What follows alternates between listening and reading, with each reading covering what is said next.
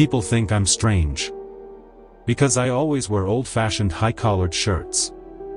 I know they laugh and joke about me behind my back, and when they see me wearing such a high collar even in this unbearable heat, their faces fill with confusion and disbelief. One question constantly lingers in their minds: why? But I cannot give them the answer. I do not have the courage. If they ever discover what is hidden beneath my collar, they would recoil in horror. If I were to take off my shirt, they would surely scream. By profession, I am an architect and an art critic. About 10 years ago, I was invited to deliver a lecture on a subject very dear to me: English frescoes. You surely know what a fresco is? A mural painting. Most of them are painted with religious themes upon walls, and examples of such works are scattered all across England. While preparing for the lecture, I was reading a book titled The English Fresco in the Northern Countries. Beneath one of the pages, there was a handwritten note. Wet West, Yorkshire, an extraordinary example of mural art in the underground chamber beneath the church. My curiosity was instantly awakened. I decided to travel to Wet West and see this extraordinary fresco with my own eyes. The journey by train and mail coach proved even more exhausting than I had imagined, and on top of that, I had to cross nearly 5 miles of wild marshland on foot before reaching Wet West. Fatigue nearly overwhelmed me, though Bryn Hanton seemed to enjoy the trip immensely. Bryn is my dog. Though, to be honest, he looks more like a wolf, especially when he bares his teeth. Even so, he is remarkably well behaved. Never in my life had I seen a place as bleak and joyless as Wet West. 2 rows of cottages stood haphazardly along a muddy country road. And at the far end of the road, at one end stood a miserable-looking inn, and at the other, a dark and shadowy church. The entire village wore a gloomy, lifeless face. Exhausted beyond measure, I entered the inn and asked for a room. I would not have been surprised to learn that I was the first outsider ever to visit that village, for even my simple request filled the innkeeper with astonishment. The next morning, while having breakfast of bread and cheese, I noticed the innkeeper's family and half a dozen villagers staring at me in amazement, as though I were some strange creature from a distant land. Among them, one small barefoot girl with a soot-blackened face especially caught my attention. She stood there gaping at me in silence. I finished breakfast with a sense of relief and set out in search of the local priest. The man lived behind the church, in a stone-built house. An ancient-looking servant guided me into a small study lined with bookshelves.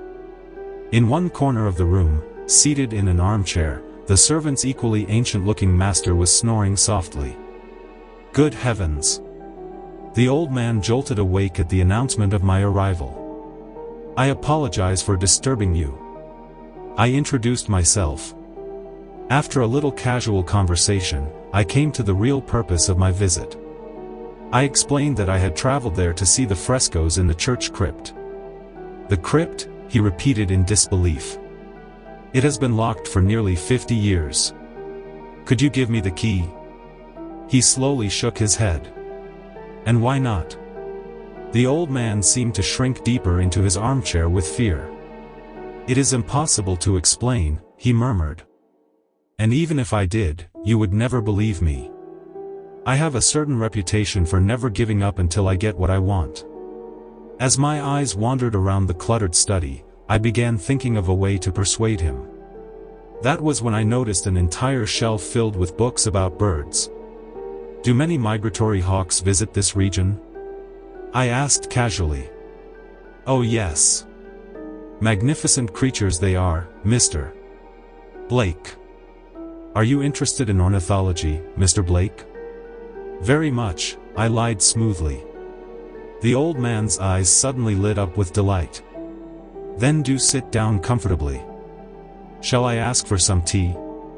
We talked, or rather, the old man rambled enthusiastically, about birds, flycatchers, finches, grebes, swans, warblers, waders, wagtails, and countless other species. Within half an hour, he had warmly slapped me on the back several times, as though I were his dearest friend. Sensing the perfect opportunity, I brought up the matter of the crypt once again. "Oh," he let out a long sigh. "You truly do not understand, Mr. Blake. The villagers are terrified of that crypt. Many years ago, something dreadful happened in this village. If they were to learn that the crypt has been opened again, they would die of fear. The people here are terribly superstitious. But who else needs to know besides us?" I said quietly. "Perhaps, but news has a way of spreading sooner or later. The Church of England has always stood against superstition, has it not?" I asked innocently. "Yes, of course. I myself do not believe in such superstitions." "Intelligent men like you naturally wouldn't," I muttered, hoping a little flattery might help. "You are quite right there," the old man agreed hesitantly. At last, he rose from his chair. Crossing the room, he opened an oak cabinet near the corner and took out a ring of keys. For a moment he stood there silently, the keys dangling from his hand, before slowly turning back toward me. "I can give you the keys," he said, his face suddenly grave, "but only on one condition. You must obey my instructions exactly." "Certainly." The crypt lies beneath a flight of stairs outside the north wall of the church. There are 2 doors. The smaller key will open the outer door. Beyond it, you will find a passage. The moment you enter the passage, you must close the door behind you. "Very well. And this larger key will open the inner door. The crypt lies immediately beyond it. You must step inside quickly and shut the door behind you at once. Do you understand me?" "Yes," I replied. "When you leave the crypt, you must follow the same procedure. The moment you come out, close the door behind you immediately. Will you do exactly as I instructed?" "Of course." "Very well. My words may sound like the ramblings of an old man to you, but if only you knew what I know about that crypt." "What do you know?" The old man's face hardened, but no answer came. I nearly stumbled while descending the staircase along the church's northern wall. The entrance was almost completely hidden beneath overgrown grass and weeds. I glanced around carefully to make sure no one was watching me. Then, pushing aside the tangled vegetation with my hands, I began making my way down the damp, moss-covered steps. "Bryn! Come here." With obvious reluctance, my dog followed me. I lit a candle and, with my free hand, inserted the smaller of the 2 keys into the lock of the outer door. After considerable struggle, the key finally turned. I pulled on the handle. The door refused to budge at first. I had to force the rusted thing open with all my strength. At last, it creaked open. I had given the old man my word, and I intended to keep it.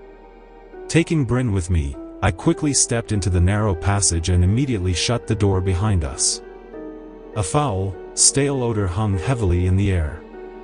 Bryn let out a low, uneasy growl in protest as the door closed. I inserted the second key into the inner door. The lock gave way almost instantly with a sharp twist. And then, together, we entered the crypt. With the lighting of 2 more candles, the underground chamber slowly came alive in flickering light. We had entered a room built entirely of solid stone. The heavy ceiling rested upon coarse arches and thick pillars. Along one wall stood a truly horrifying sight, a stone shelf stacked layer upon layer with hundreds of bones and dozens of skulls. The mound of bones rose almost to the ceiling itself. Yet on the opposite wall, there gleamed a magnificent fresco. Never in my life had I seen such beauty. It was impossible to imagine such an extraordinary painting hidden away in so remote a place. The subject of the artwork was the Ascension, the moment Christ rose to heaven 40 days after his resurrection. I estimated the fresco had been painted sometime during the early 15th century. The craftsmanship was beyond description. The finishing, the detail, words simply fail to capture it. Trembling with excitement, I took out my easel and pencils and began sketching. So absorbed was I in my work that I failed to notice Bryn's growing unease. Though, in truth, there was nothing surprising about it. One could hardly expect a dog to be captivated by a fresco. But even after half an hour had passed, his restlessness did not fade. Bryn seemed utterly unable to settle himself. At last, I ordered him to lie down quietly. Reluctantly, he obeyed. He lay beneath the stone shelf filled with bones, resting his muzzle between his paws while staring at me the entire time. Yet the discomfort never left his face. I believe nearly an hour had passed when I noticed the candle flames beginning to gutter weakly. It was already 6 o'clock. I started packing away my easel, pencils, and other things. At once, Bryn sprang to his feet and dashed toward the door. He began clawing frantically at it, as though escape from this place had become unbearable to him. I walked over and stood beside him. By then, Bryn had already begun hurling himself desperately against the door. I inserted the key into the lock and opened the door. Bryn leapt through at once, rushing into the narrow passage and leaving me alone inside the crypt. And then it happened. I am not by nature a timid man, yet the sudden noise behind me made me jump violently. It was not merely a sound. Something had collapsed with a tremendous crash, like a vase smashing into pieces upon a stone floor. The hairs on the back of my neck rose instantly. A strange tingling sensation crept beneath my arms. Slowly, gripping my last remaining candle, I turned around and walked back into the crypt. There, upon the floor beneath the shelf of bones, lay a shattered human skull. Relief washed over me at once. It was nothing truly dreadful after all. No one had entered this crypt for more than 50 years. Naturally, my arrival must have disturbed something within the chamber. Perhaps a sudden gust of air had dislodged the skull from its place. I bent down and gathered the broken fragments. Whatever it had once been, it was now nothing more than pieces of calcium phosphate. Carefully, I placed the fragments back atop the pile of bones and skulls. Then I stepped out into the passage. Bryn was waiting there for me, trembling violently. I locked the crypt door behind us. I will admit that an uneasy feeling gripped me as we walked along the narrow passageway. Perhaps Bryn was responsible for that uneasiness. For some reason, the animal was utterly terrified. The candlelight was pitifully weak, barely illuminating the floor or the dark corners around us. I slipped a hand into my pocket, searching for the key. At the very moment I opened the outer door, something brushed sharply against my leg. At the same instant, I had the distinct impression that something darted through the narrow opening of the doorway with a swift hiss. It is difficult to say exactly what I saw. A rat, perhaps? Yet could a rat truly survive in such a place? Whatever it was, it fled the instant the door opened. I pulled the door open wider. Bryn sprang outside immediately, though he stayed pressed tightly against my side. The fresh night air felt wonderfully relieving against my lungs. As I returned the keys to the priest later that evening, I assured myself that what I had seen was nothing more than a rat. To believe otherwise would be to fall into superstitions like Father Patrick Higgins himself. The next morning, however, I received disturbing news during breakfast. The small barefoot girl with the soot-stained face had died during the night. She was the daughter of the innkeeper's neighbor. With tearful eyes, the innkeeper's wife told me the news while serving breakfast. The child had appeared only slightly undernourished, but otherwise she had seemed perfectly healthy. When I asked how the girl had died, the innkeeper's wife answered through sobs and in such a thick local accent that I could barely understand her. All I could gather was that the poor child had been found dead in the bed she shared with her sisters. It was a terribly tragic incident. The news cast a shadow over my mood, yet after finishing breakfast, I collected the keys from the priest once more. I intended to return to the crypt and complete my sketches of the fresco. After all, I was merely a stranger in Wet West. Beyond offering my condolences, there was little else I could do. As Father Higgins handed me the ring of keys again, he repeated his earlier warning with grave seriousness. He evidently had not yet heard of the girl's death, so I informed him of it. At once, the priest hurriedly put on his coat and left for the child's home, intending to comfort the grieving family. Nothing unusual happened in the church crypt that day. I left Bryn outside to chase rabbits. What purpose would he serve down in the crypt anyway? No skull fell from the shelves this time, nor did any rats suddenly dart about to frighten me. The only sound was the soft scratching of my pencil and brush against the canvas. The day passed rather quickly. At around 6 in the evening, I returned to give the keys back to the priest. "That little girl," I asked him, "has the cause of her death been discovered?" "No," he replied. "I have sent for a doctor, but he lives 20 miles away. He will not arrive before tomorrow morning. All I know is that the family found the child's body cold as ice. Her parents would not allow me to see the corpse. A truly tragic matter." "Indeed it is, Mr. Blake. Truly tragic." I returned to the inn, ate my supper, and went straight to my room. The following day, I went to collect the keys for the third and final time. My copy of the fresco was nearly complete. Another 2 or 3 hours of work would finish it entirely.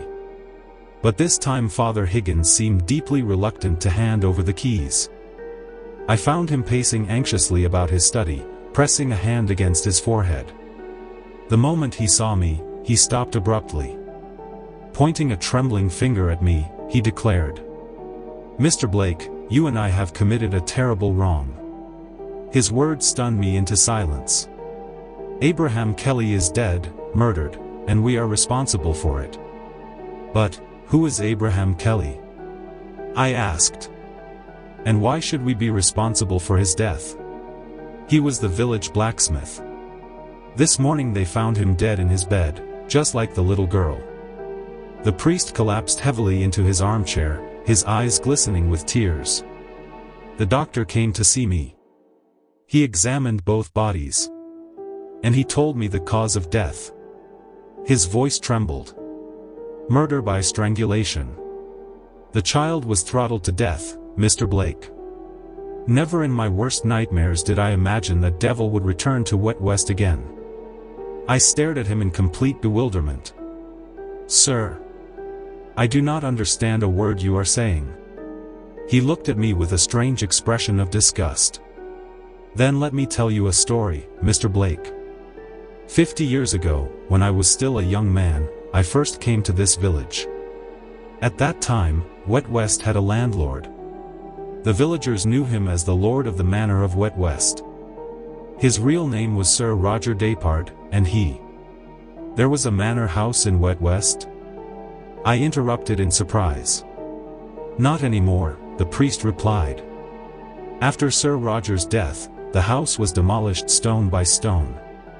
The gardens were dug up, grass was planted over the grounds, there is not even a trace of the ruins left today. But, why? Because Sir Roger Dapard was the most evil man ever to walk this earth. When I first arrived here 50 years ago, he was already on his deathbed. There was no counting how many people that tyrant had murdered. It was as though he had dedicated his entire life to cruelty. But no one tried to stop him?" I asked. "The authorities." "He was the authority," the priest replied grimly. "He served as both judicial officer and member of parliament. In those days, there was very little police presence. In a small estate like this, he was law itself." I merely nodded. "After living in this village for nearly 6 months, the priest continued, I gradually learned of Sir Roger's dreadful crimes. My conscience battled constantly over what I should do.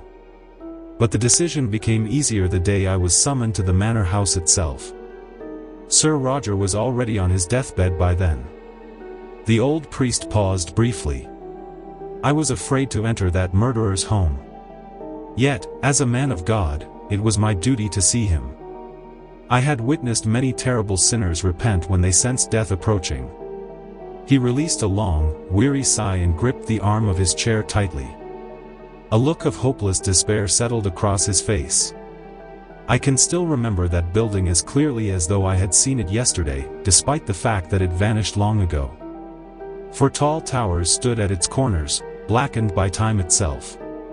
They said Sir Roger used each tower for different experiments in torture and cruelty. The enormous front gate was made entirely of iron. The moment I stepped inside, I felt as though I had entered a dungeon. One of Sir Roger's servants seized my arm with almost monstrous strength, gripping me like a prisoner. The man was gigantic. Mute. His face resembled that of an ape. He dragged me through dark corridors towards Sir Roger Depard's bedchamber. There I witnessed a horrifying sight. The room was filled with weapons of every kind. Knives, axes, maces, clubs, swords, muskets, pistols, there seemed to be no end to them. And in the center of the chamber, upon a vast curtained bed, lay the monster himself. You could actually see him? No. But I could hear him. He was breathing in long, rattling gasps. Clutching my Bible to my chest and gathering my courage, I spoke to him. Today is the day for your repentance. Though you have committed many sins in your life, the Lord shows mercy to those who truly repent. He grants them a place in His grace. The rasping sound of his breathing grew quieter for a moment. I thought perhaps he was reflecting upon my words. The priest slowly rose from his chair and walked toward the window. He stood there staring out across the barren wasteland beyond. After a long silence, he spoke again. I was thinking about what to say next when suddenly I heard a growl, a terrible sound mixed equally with rage and agony. Then the curtain was pulled aside, and I saw. The priest pressed his forehead against the latticed windowpane. I saw a living skeleton from hell itself. His appearance was monstrous beyond imagination. The pale skin hanging from his body had turned a sickly purple-gray from disease. His enormous eyes bulged from their sockets, cold and utterly lifeless. The pupils were tiny, while the white spread wide around them, giving him the stare of a madman. His mouth hung open crookedly to one side, exposing yellow teeth. His blackened lips looked swollen and twisted. He resembled either a savage criminal dangling from the gallows, or the face of a demon itself. Though I am not a superstitious man, the description of Sir Roger Depard, half human, half fiend, sent a chill crawling through my body. The priest turned away from the window and stared fixedly at me. And I waited silently for the end of his dreadful tale. He tried to raise himself upright. A groan of pain escaped his lips. Then, with one long skeletal finger, he beckoned me closer.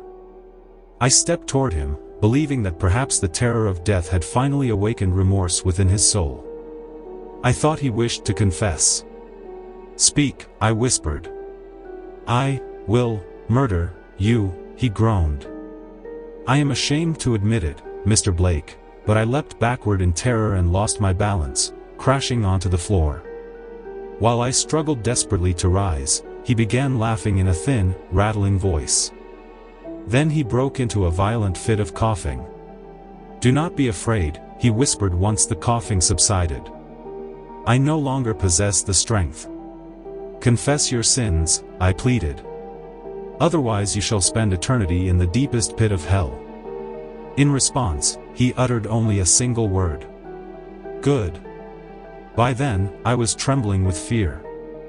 The man no longer seemed human to me, but a devil made flesh.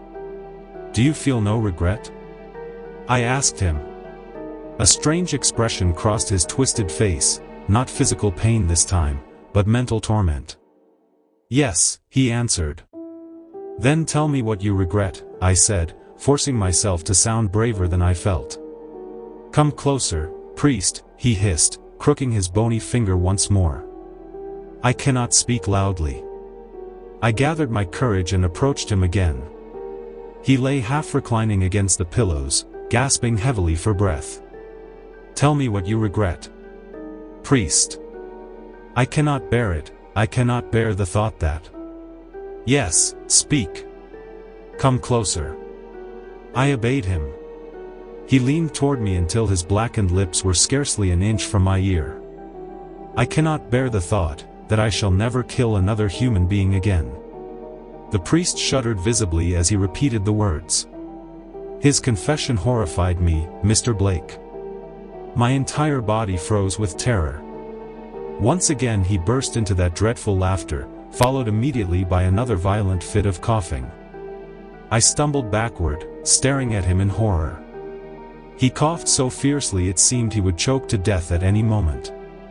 Then his body began convulsing. I realized the man's life was nearly over.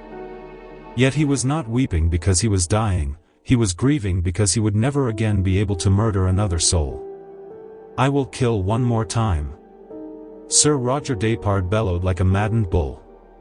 Then, gathering every last ounce of strength remaining in his body, he hurled himself from the bed onto the floor, holding a knife in his hand, and I could no longer restrain my curiosity. And what? And he began stabbing himself. Oh my God! He lacked the strength to drive the blade deeply, yet he continued trying with desperate determination. I was so terrified that I could not even summon the courage to stop him.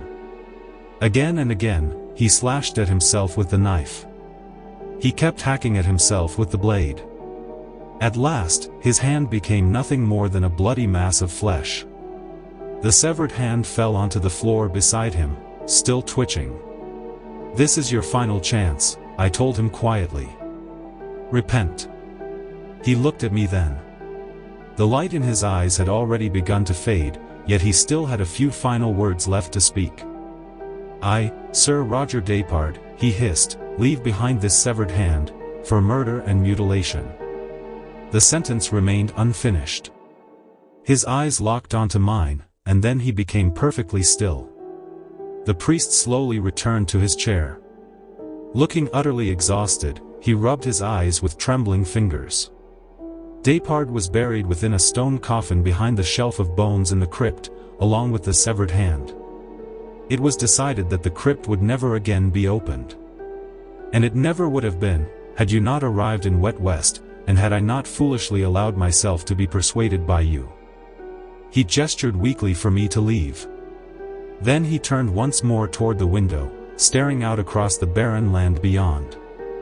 Though the priest's terrifying tale had sent chills through my body, I did not believe for even a single moment that the dead man's severed hand had crawled out of the crypt and committed 2 murders. The very idea was absurd. Yet the priest absolutely refused to give me the keys again. His behavior made no logical sense whatsoever. If the severed hand truly had escaped, which was utterly impossible and ridiculous, then it was already roaming freely outside. And if it was outside, locking the crypt again would accomplish absolutely nothing. You may remember that at the very beginning I mentioned a certain flaw of mine. I never give up until I obtain what I desire. My copy of the fresco was nearly complete, and abandoning it unfinished seemed unthinkable. So I decided to remain in Wet West for another day or two, hoping somehow to get hold of the keys again. One way or another, I had to obtain them. That night, I went to bed early.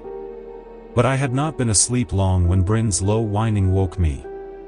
He was growling softly under his breath. From time to time he did such things in his sleep, so at first I merely told him to be quiet and pulled the blanket over my head. Yet the whining did not stop. Instead, it grew steadily louder, so loud, in fact, that I could scarcely believe the sound was coming from my own dog. Bryn, be quiet. I snapped into the darkness. But my scolding had no effect. Reaching toward the bedside table, I lit a candle. Had the beast gone mad? His eyes looked as though they were bulging from their sockets. He stared at me with a look so savage it chilled my blood. For the last time, I shouted at him to stop. Bryn ignored me completely. With bared teeth and a hideous snarl, he suddenly launched himself straight at me. I jerked backward instinctively, striking the candle from my hand. It fell to the floor and went out instantly. The room plunged into darkness. Bryn had leapt too fiercely. He missed me completely and flew over my head, crashing onto the floor behind me. A furious growl rumbled through the darkness. The dog has gone rabid, I thought in horror. I sprang from the bed and lunged toward the door in a desperate attempt to escape. My hand had barely touched the handle when Bryn hurled himself upon my back. His teeth sank deep into my neck. I collapsed to my knees on the floor. I could no longer breathe. I struggled desperately to tear Bryn away from me, but when I flung my hand behind my head, it grasped nothing but empty air. There was nothing there. And yet the crushing pain around my throat only tightened. A terrible fear seized me. Bryn was not biting me at all, yet something icy and monstrous was strangling me. Again I reached behind my neck. This time my fingers touched something slick, horrifying, and deathly cold. It was Sir Roger's severed hand. Its fingers were clamped tightly around my throat. In the darkness, I tumbled violently onto the floor, fighting with every ounce of strength to free myself from the dreadful thing squeezing the life out of me. Then Bryn attacked again. I felt a violent impact against my body. Rolling across the floor, half suffocating, I realized Bryn must be trying to bite the hand away from my neck. Moments later, the iron grip loosened slightly. I collapsed flat upon my back, gasping wildly for air. My lungs burned as I dragged breath after breath into them. When the first shock began to fade, agony rushed in to replace it. My body felt terribly weak. My head spun violently. Had Bryn been even a few seconds later, would surely have died. But the struggle between Bryn and the severed hand was not yet over. Furniture crashed across the room. Objects shattered against the floor. Bryn snarled furiously, and from the sounds of it, he had managed to clamp his jaws onto something. Then suddenly his growls turned into long, pitiful whimpers, almost like sobbing. And then, silence. I lay there in the darkness, nearly half dead, unable to hear anything at all. Then, what was that sound? A faint scraping noise. No, not scraping exactly. Something was dragging itself slowly across the floor. With immense effort, I forced myself upright and crawled blindly back onto the bed. The small table beside it was somehow still standing. Fumbling desperately, I found another candle and a box of matches. My shaking hands managed to light the candle. The flame flickered violently. And in that trembling light, I saw. For the first time in my life, I truly saw the hand. A scream burst from my throat so violently it seemed capable of shaking the heavens themselves. The hand had been crushed and mangled, yet it still dragged itself across the floor with horrifying determination, writhing like some monstrous reptile. Thick black blood oozed from its wounds. Behind it staggered Bryn. A deep, savage gash tore across my dog's throat, yet he still struggled forward, trying to protect me from the thing. But with such a terrible wound, I doubted Bryn himself could survive much longer. At that moment, all control deserted me completely. My mind collapsed into blind terror. I fell onto the floor, sobbing helplessly, unable to move. With wide, frozen eyes, I stared at the dreadful thing creeping steadily toward my motionless body. Still it came. Dragging itself closer and closer. Certain that death was now inevitable, I finally lost consciousness. Yet one final memory remained with me before the darkness swallowed my mind forever, the mutilated hand slowly reaching toward my throat. Its middle finger stretched outward little by little, and its yellow claw-like nails sank into the flesh of my neck. After feeling that touch of death, I remember nothing more. Yes, he's regaining consciousness. I opened my eyes. I found myself lying in an unfamiliar room while an unfamiliar man leaned over me.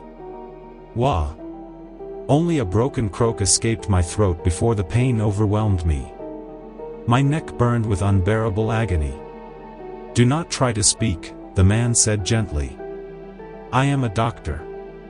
Your throat was almost crushed completely. You remained unconscious for 4 days. By sheer luck, you survived." He glanced toward the room around us. "This is Father Higgins' house. You must rest now." About a week later, I finally regained my voice. Even then, Father Higgins would not allow me to speak properly for nearly another fortnight. "What happened?" I asked him at last. "The innkeeper's family heard terrible crashing noises coming from your room," he explained.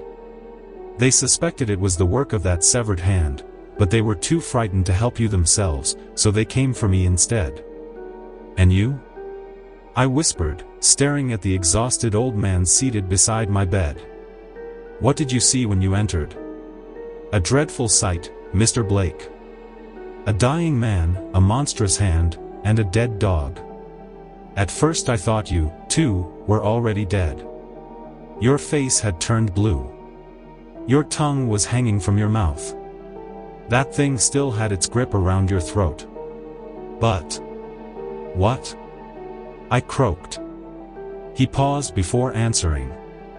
The severed hand had become trapped between the dead animal's jaws. "Bryn," I whispered. Even in his final moments, he had tried to save me. "I had to pry the thing away from your throat." "How did you manage it?"